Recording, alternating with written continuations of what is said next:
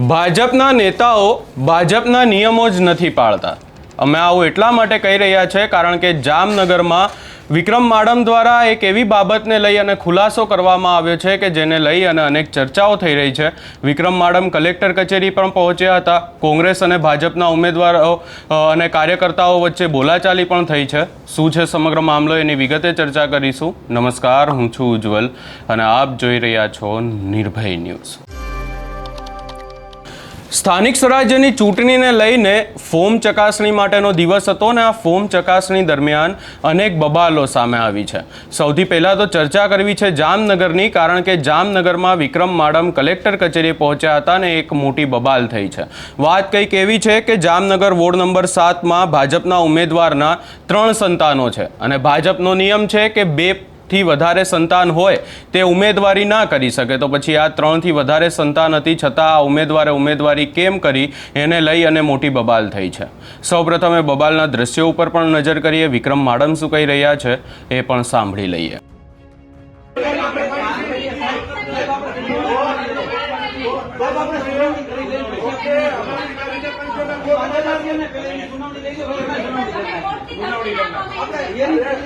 ધમકીને અમારો અધિકાર નથી કોર્ટમાં જવાનો। આ ધમકી છે, આ વાત છે, આ વાત છે।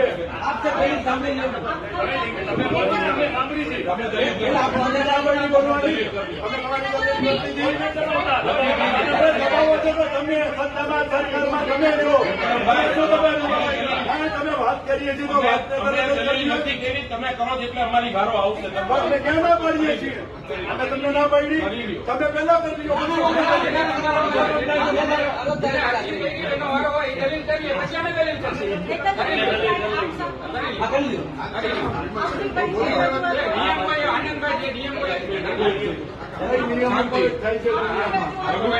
વિક્રમભાઈ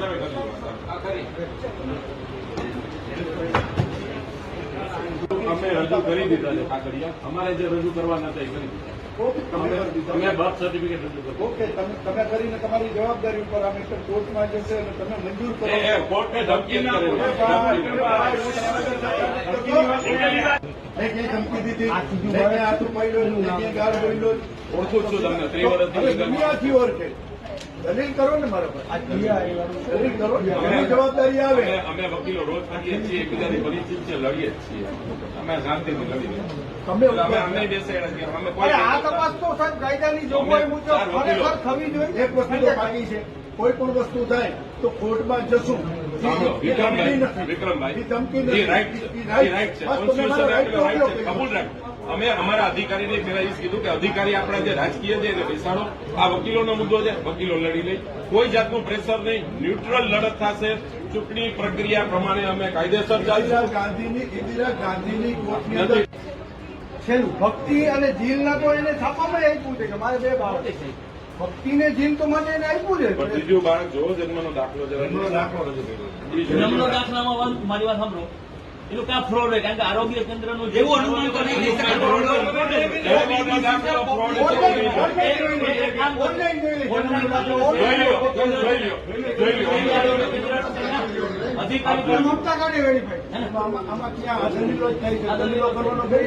તમે સીધા ચાલુ થઈ ગયા, ધમકીની વાત કરો।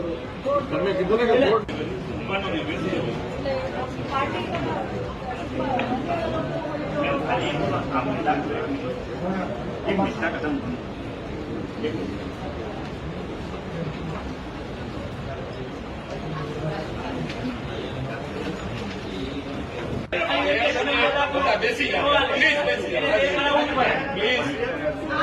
પ્લીઝ કોઈ બોલતા નથી।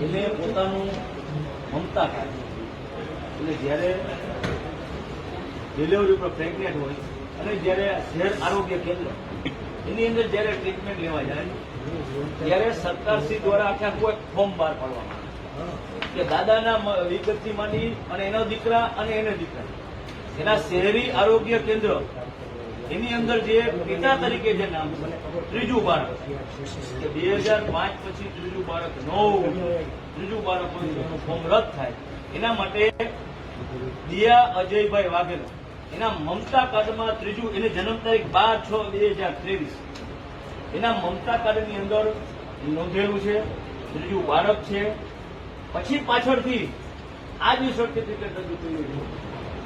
એટલે અમે એને કહીએ છીએ કાં તમે શહેરી આરોગ્ય કેન્દ્ર છે એને તમે ચકાસણી માટે બોલાવો કે એના આધાર ઉપર જેની સારવાર થઈ હોય એના દાદાથી માંડીને પિતા સુધીના તમામ ન હોય એમાં માતાનું નામે છે અને પિતાનું નામે છે અને આ જન્મનો દાખલો ખોટો સાંભળો બે વાત છે કારણ કે મમતા કાર્ડ ઉપર જ દાખલા આગળ નીકળે.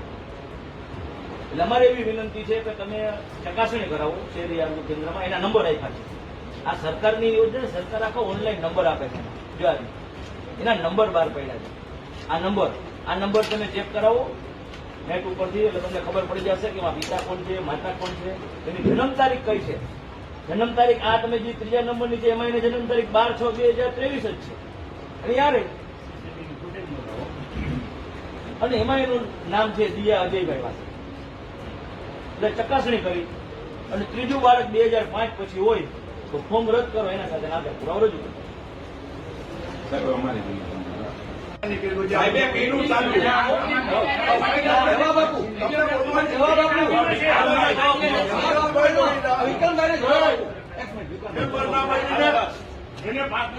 ભાઈ વરે રાજુભાઈ અમે આ પૂરું કર્યા પછી તમને બોલવાની છૂટ દીધી. તમે આ મુદ્દા ઉપર ચર્ચા કરો ને ઓકે એક જણો વચમાં ના બોલો. અમારા ઘરે એટલો કંટ્રોલ છે કે અવાજ કરી તો નથી કંટ્રોલ આપો ને. બધા બેસી જાઓ.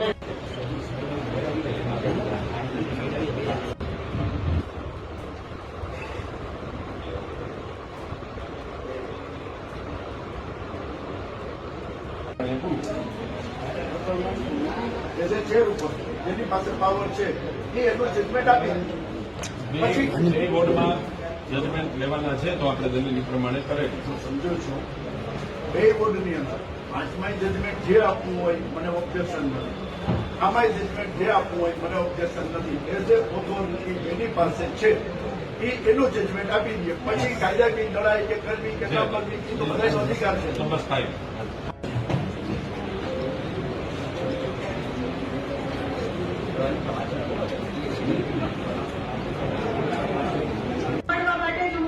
સાંભળવા માટે હું એને કહું છું તમે તમારી દલીલ કરો. એવું લાગે છે કે મેં પૂરતો ટાઈમ બંને પક્ષને આપી દીધો છે.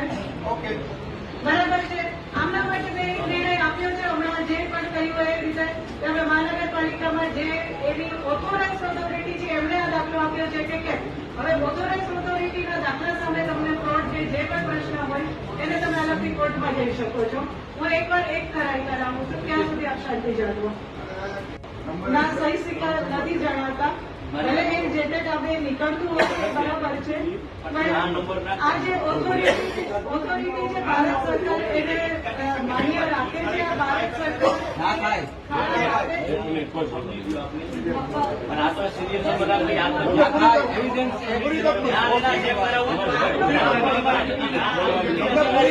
આપણે કોઈ બોલતા નહીં. ત્યાં જજમેન્ટ આપે તમને પૂરી તક મળશે તમારી. વિક્રમભાઈ પૂરો ન્યાય. ઓકે મારું ખરાઈ આવશે પછી હું તમને નિર્ણય અમને આપીશ. એટલું ખાલી એવું ખરાઈ કરો જો ઓલું દાખલામાં તો એ છે મારી વાત સાંભળો તમે ચૂંટણી આજે છે મમતાના એ ખરાઈ કરો તમે નથી પડવું. કોર્ટ નક્કી કરશે. જો હું વિક્રમભાઈ કોર્ટ નક્કી કરશે. બંધારણને કાલે બાબા સાહેબનો જન્મદિવસ છે માથા ઉપર બંધારણ રાખીને અમે ચાલશું.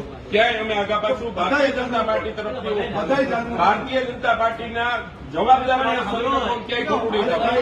તમે બંધારણના દાખલા દિવસે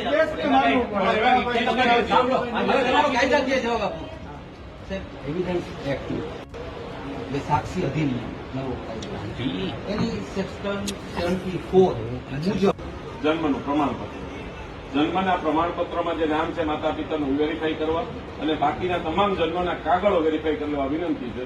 પ્રાઇમા ફેસી જયારે જન્મનું પ્રમાણપત્ર રેકોર્ડ ઉપર રજૂ થયેલું હોય બીજા બધા પછીના પ્રિવેન્ટ થાય કારણ કે પહેલું ડોક્યુમેન્ટ સરકારી જે નોંધવાળું છે એ જન્મનો આધાર છે અને એ અમે રજૂ કરેલું છે.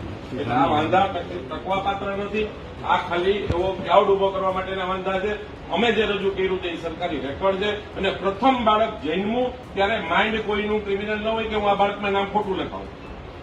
પહેલું બાળક જન્મે ત્યારે જે હકીકત જાહેર કરી હોય એ જ હકીકત આમાં લખેલી છે એના આધારે આ નિર્ણય કરવા વિનંતી.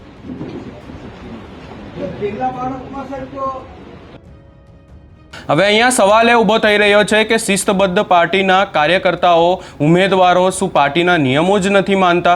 કારણ કે પાર્ટીનો નિયમ છે 60 વર્ષથી વધારેની ઉંમર ના હોવી જોઈએ, 3 ટર્મથી વધારેની ઉમેદવારી ના હોવી જોઈએ, પરિવારવાદ ના હોવો જોઈએ, 3થી વધારે સંતાન ના હોવી જોઈએ. તો પછી આ વ્યક્તિ એ 3થી વધારે સંતાન હોવા છતાં ભાજપમાંથી કેવી રીતે ફોર્મ ભરી શકે છે? એ પણ સવાલો ઊભા થઈ રહ્યા છે. એનાથી પણ વિશેષ અનેક જગ્યાઓથી એવી બબાલ સામે આવી છે કે જ્યાં કાર્યકર્તાઓ એકબીજાની સામે આવી રહ્યા છે.